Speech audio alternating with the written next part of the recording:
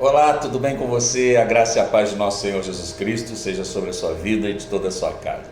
Bom, hoje estamos aqui para continuar nossa série de estudo da revista Crescendo na Palavra, tratando de um tema muito interessante, muito contemporâneo, que é o dos movimentos neopentecostais. Eu preciso salientar aqui que aquilo que vai ser dito aqui não se aplica a todas as igrejas neopentecostais, mas infelizmente a um bom número delas. E, portanto, faz-se necessário esse alerta que o estudo traz para nós. A nossa lição de número 12 aborda esse tema a partir de 3 perspectivas teológicas recentes e que trouxeram muitos problemas e muitos traumas para a igreja do Senhor Jesus Cristo. É verdade que o diabo tem 3 maneiras de perseguir a igreja, conforme podemos ver na palavra de Deus. Em Atos 4, o diabo persegue a igreja com oposição. Pedro e João são presos porque fizeram um bem a um homem, curando-o com a graça de Deus por permissão do nosso Senhor Jesus, obra do Santo e Doce Espírito.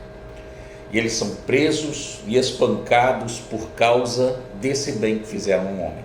Oposição, perseguição franca, como acontece em diversos lugares do mundo com a igreja do Senhor Jesus. Capítulo 5 de Atos, infiltração. O diabo coloca um casal hipócrita na igreja, Ananias e Safira. E essa estratégia do diabo ainda continua sendo utilizada, é a famosa referência do trigo com o joio que o nosso Senhor Jesus ensina. O joio continua sendo semeado pelo inimigo e o joio cresce junto com o trigo de maneira muito semelhante, a ponto de chegar a confundir as pessoas. Mas o joio é joio e a infiltração, essa semeadura do maligno dentro das igrejas ainda continua acontecendo, e essa separação só acontecerá no dia do nosso Senhor Jesus Cristo. Portanto, nunca ore para que Deus tire o joio da igreja, porque Ele não vai tirar. É uma oração desperdiçada. O próprio Senhor disse que somente no dia da colheita é que isso acontecerá, que esta separação será realizada. E por fim, a perseguição por meio da distração. O diabo tem esta estratégia também para perseguir a igreja. Atos 6. A igreja tem um problema que envolve a distribuição de alimentos às viúvas helênicas. E essas viúvas de origem grega, de costumes diferentes, estavam sendo preteridas pelos irmãos judeus, porque elas tinham usos e costumes distintos, eram diferentes em seu procedimento, e por puro preconceito os irmãos estavam deixando de atender essas viúvas. Consequentemente, os apóstolos começaram a se envolver nessa questão, e o ministério que o Senhor Jesus Cristo confiou a eles de oração e pregação, essência do ministério apostólico, pastoral, estava sendo preterido, estava sendo deixado em segundo plano. Consequentemente, o diabo estava se beneficiando disso. Porém, os apóstolos perceberam a estratégia maligna e propuseram a eleição dos diáconos. Eu gosto sempre de dizer, meus irmãos diáconos, diaconisas, o ministério de vocês é uma resposta de oração aos problemas da igreja. Diáconos e diaconisas são resposta de Deus aos problemas da igreja. Diáconos e diaconisas não são geradores de problema, mas resposta de Deus para resolver problema. E assim, os apóstolos puderam voltar ao seu ministério e deixar essa distração. E veja, não necessariamente a distração seja algo ruim, era algo extremamente espiritual, necessário atender aquelas irmãs. Porém, irmãos, eles não foram comissionados para essa tarefa. Por isso, um novo ministério surgiu. A pior coisa que pode acontecer com um homem e uma mulher de Deus é se encontrar fazendo a coisa certa, mas no lugar errado. Fazendo aquilo que o Senhor não mandou ele fazer. Isso é um problema. Por quê? Porque aquilo que o Senhor mandou ele fazer, mandou ela fazer, acaba ficando de lado, acaba ficando abandonado porque não tem outra pessoa para fazer. Então, a partir desses 3 exemplos de Atos 4, 5 e 6, nós podemos ver que o diabo continua atacando a igreja. E penso que essas 3 falsas doutrinas que estudaremos hoje se aplicam muito bem à questão da infiltração. E o diabo tem infiltrado pessoas com doutrinas perversas no seio da igreja do Senhor, doutrinas carnais, doutrinas antibíblicas e, consequentemente, demoníacas. A primeira delas é a teologia da prosperidade. Por quê? Porque se faz uso de uma palavra bíblica, de um termo legitimamente bíblico, prosperidade. A Bíblia está repleta dessa expressão, no Antigo Testamento em especial.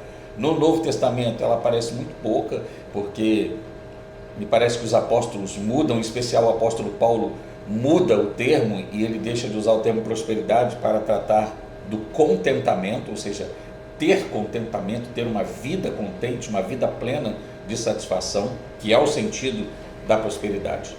Porém, a teologia da prosperidade, ela nasceu com uma proposta de que se você não tem plena saúde, se você não tem recursos em abundância, se você não tem patrimônio em abundância, você está em pecado ou você não é um homem ou uma mulher de fé. Esse é um tipo de doutrina que gera muita dor nos crentes que são fiéis e que vivem em estado de pobreza, em diversos lugares do mundo, inclusive. Isso é algo que nós precisamos combater com todas as forças, porque nosso Senhor Jesus disse que os pobres sempre haveríamos de tê-los entre nós. Então, nós temos sim os pobres entre nós, inclusive entre nossos irmãos. A pobreza é uma condição social que afeta a todos, inclusive cristãos. É verdade? Ora, dizer que se um crente é pobre, ele não tem uma fé genuína ou ele está em pecado, é um problema muito sério, é uma acusação muito grave. Ao passo que, quando olhamos para a Escritura, vemos homens e mulheres pobres extremamente fiéis ao Senhor. E essa é uma deturpação, porque eu gosto e defendo a teologia da prosperidade bíblica, porque há o outro extremo também, que é a teologia da miséria, irmãos, que muitos crentes fazem, que parece que só é crente de verdade também quem é pobre ou até miserável. Quando alguém é rico e se converte, as pessoas começam a olhar, será que esse cara é crente mesmo? Esse cara é rico, será que o coração... E aí começa a julgar, é quase como se fosse um pecado ser rico, é o outro extremo, é a teologia da miséria, o que é um problema. A teologia bíblica da prosperidade é a teologia do contentamento. Prosperidade é satisfação em Deus, estar satisfeito em Deus, isso é a prosperidade. Prosperidade é ser grato ao Senhor por aquilo que Ele nos deu e trabalhar como mordomos de Deus para que possamos crescer e melhorar a cada dia mais. A prosperidade é resultado do trabalho, a prosperidade é resultado da nossa fidelidade. Se nós seguirmos os princípios bíblicos, é lógico que nós seremos prósperos, porque nós não gastaremos mais do que ganhamos, porque a Bíblia ensina isso, nós economizaremos, nós ofertaremos e dizimaremos com fidelidade, e Deus é misericordioso e gracioso em abençoar os seus fiéis, e consequentemente nós não padeceremos necessidade. Prosperidade é ausência de necessidade, não fartura de dinheiro. Há pessoas que têm poucos recursos financeiros, mas são plenos diante de Deus. A prosperidade é a satisfação, sobretudo, em Deus. O que é uma pessoa próspera? É uma pessoa que sabe que todas as coisas lhe foram concedidas em Cristo Jesus, e que toda e qualquer privação nesse mundo é temporal, e em Cristo essa pessoa é bem-sucedida, e todas as oportunidades que ela tiver de crescer, ela crescerá. Sim, a oportunidade deve ser aproveitada, nós devemos trabalhar pelo nosso crescimento e tal, mas nem todos conseguem ou têm oportunidades para isso, e mesmo assim são fiéis a Deus, a despeito de todas as suas necessidades.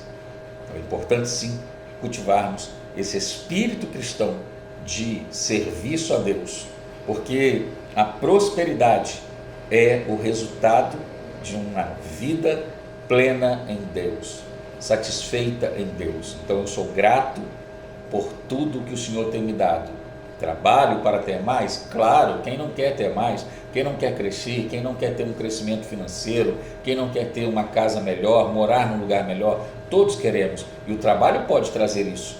Porém, irmãos, é importante frisar que de nada adianta ter muito dinheiro, muito patrimônio e não ter satisfação plena com a vida, e não ser próspero na alma, e não ser próspero em sua vida com Deus, não ser próspero em suas relações familiares. Como o apóstolo João diz ao presbítero Gaio, em 3 João, versículo 2, amado, desejo que te vá bem e que tenhas saúde, assim como bem vai a tua alma. Esse é o conceito de prosperidade, que a pessoa vá bem em todas as coisas, que tenha saúde e que, sobretudo, isso seja um reflexo do quão bem e quão próspera é a alma dessa pessoa. Que o Senhor abençoe a gente a cada dia mais e nos abra um entendimento para compreender o que é a prosperidade bíblica, e não essa teologia perversa que ensina as pessoas que você precisa ser rico, e se você não for rico, você não está vivendo uma fé verdadeira. Isso tem desviado muitas pessoas, jogado muitas pessoas no mundo e acabado com a fé de pessoas que hoje sequer querem ouvir falar do Evangelho ou de igreja. Que o Senhor nos ajude a perseverar no combate contra essa falsa doutrina. A segunda falsa doutrina é a teologia da libertação, que é uma teologia com matriz marxista, e o marxismo que defende um comunismo, um socialismo, utópico, porque na verdade é utópico. O socialismo ele é impossível no contexto humano atual por causa do pecado. Nós somos pecadores e não há justiça no socialismo de verdade. Infelizmente, dentro do conceito humano, os homens são maus. Um líder espírita certa feita disse: não há regime bom enquanto o homem for mau. E a Bíblia ensina que o homem é mau desde a sua concepção, seu nascimento. Nós nascemos contaminados pelo pecado. A teologia da libertação também reduz o Evangelho ao cuidado dos pobres. E o cuidado dos pobres não é a razão central do Evangelho, é uma das atribuições do Evangelho. Nós nunca podemos desamparar os pobres. A igreja deve ter trabalhos sociais que visem socorrer e atender aqueles que têm necessidades físicas, necessidades emocionais, necessidades espirituais. Logo, sim, é trabalho da igreja suprir os pobres com alimento, com recursos, para que eles possam ser sustentados, para que eles possam viver dignamente. Mas esse trabalho da igreja é fazer isso e também ensinando essa pessoa uma nova profissão, um novo ofício, ou talvez fazer isso, mas dando a ele oportunidade de trabalho, e não simplesmente alimentando e fomentando cada dia mais a acomodação na pobreza, que é o oposto, gente, da desgraça da teologia da prosperidade. É a outra desgraça da teologia da libertação, que é fazer com que muitas pessoas se acomodem na pobreza, porque vale a pena ser assim. Afinal de contas, eu não preciso trabalhar, eu não preciso fazer nada, porque alguém está cuidando de mim. E essas pessoas nunca se propõem a crescer, a melhorar. Muitas pessoas são acomodadas desta maneira. E, infelizmente, a teologia da libertação alimentou muito isso, além do que ela reduziu o Evangelho e põe esse cuidado dos pobres, essa justiça social pretensa como uma razão da salvação, desprezando então a graça por meio da obra de Jesus. Por fim, o terceiro tópico fala da teologia liberal. Pensa numa maldição, uma maldição terrível, a teologia liberal que afetou a igreja. A teologia liberal, o liberalismo teológico, conforme está no nosso tópico 3 da lição, é uma praga maldita que cresceu no seio da igreja desde o iluminismo e que foi amplamente expandida, sobretudo por alguns teólogos alemães. Porém, teólogos de diversas nacionalidades também disseminaram e disseminam até hoje a teologia liberal. O liberalismo teológico, ele nega todo e qualquer elemento sobrenatural da Bíblia, porque a razão é o centro do pensamento teológico dos liberais. Logo, aquilo que não pode ser racionalmente explicado deve ser desprezado e totalmente descartado. Essa é a mentalidade da teologia liberal. Logo, para eles, Jesus não nasceu de uma virgem. Jesus é fruto de uma concepção carnal de um homem com uma mulher. Alguns, inclusive, eu já li isso, chegam a afirmar que Maria se engravidou de um soldado romano, não sei de onde tiraram isso, que Maria se engravidou de um soldado romano e disse a José que estava grávida do Espírito Santo. Logo, então, Jesus seria o filho de um adultério e da crença numa mentira. Olha que coisa. Bom, continuando, não sei, só li isso em um documento, não estou dizendo que isso tenha validade histórica, mas como eu li, achei interessante compartilhar com você. Porém, a teologia liberal fala isso. Jesus é filho de um homem com uma mulher e Jesus não ressuscitou. Jesus está vivo no coração daqueles que creem nele. E os milagres que Jesus realizou, na verdade, é porque Jesus era um homem com uma mente especial, um homem brilhante, superdotado, e ele tinha um conhecimento além do seu tempo, mas que ele realizou curas naturais de maneira que as pessoas não sabiam explicar e atribuíam a isso milagre. Porém, temos questões aí a ser levantadas como ressurreições, paralíticos andando, paralíticos que eram assim de nascença, cegos que eram assim de nascença e que todos conheciam e que Jesus curou e que Jesus restaurou a sua saúde plena.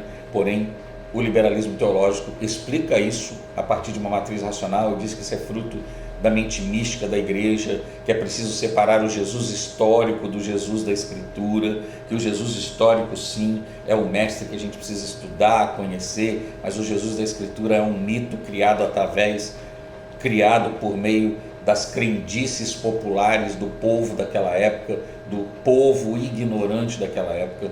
Então tudo isso é fruto da teologia liberal. Bom, eu não vou me deter tanto na teologia liberal também, porque o que eu disse aqui penso já ser suficiente, mas esses são os 3 tópicos a serem tratados na nossa lição neste domingo, e eu tenho certeza que eles serão muito bem expostos aos irmãos pelos seus professores de EBD também, e que vocês serão ricamente abençoados nesta lição. Contribua, participe, dê a sua parcela também de crescimento. Estude sobre isso a partir desse vídeo e busque mais informações para enriquecer a sua escola dominical, para que todos saiam daquela sala de aula ainda mais abençoados do que quando chegaram, para a glória do nome do Senhor. Que Deus te abençoe, que Deus abençoe a sua casa e até a próxima lição, a última dessa revista, quando então, a partir do mês de abril, iniciaremos uma nova revista sobre o Evangelho, cultura e ética. Que Deus abençoe a todos, em nome de Jesus.